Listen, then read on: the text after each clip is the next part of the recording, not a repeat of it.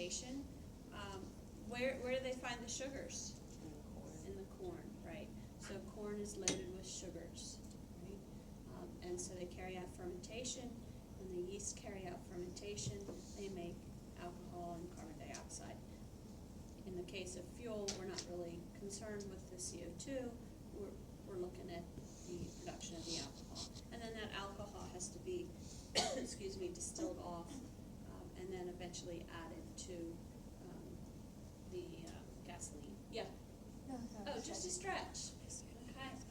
All right, so let's see. Hopefully this works, that I have two separate videos here.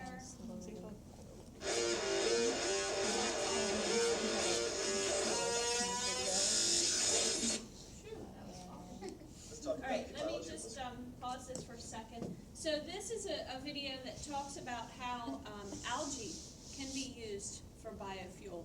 So anyone remember what algae is?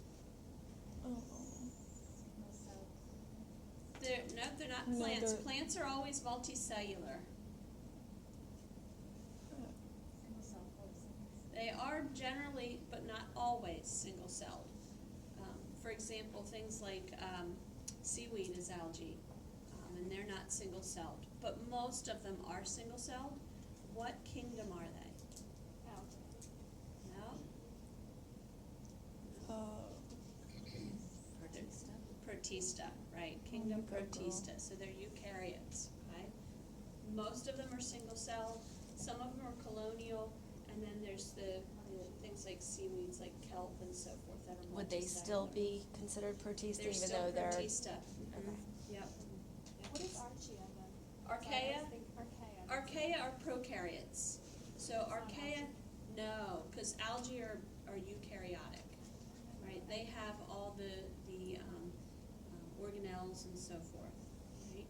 So yeah, archaea are prokaryotic. They're similar in appearance to bacteria, in that they don't have nucleus, don't have membrane-bound organelles, but they're different in that they have a different type of cell wall from bacteria, and they generally live in very harsh and crazy environments. So, yep. So these are eukaryotic.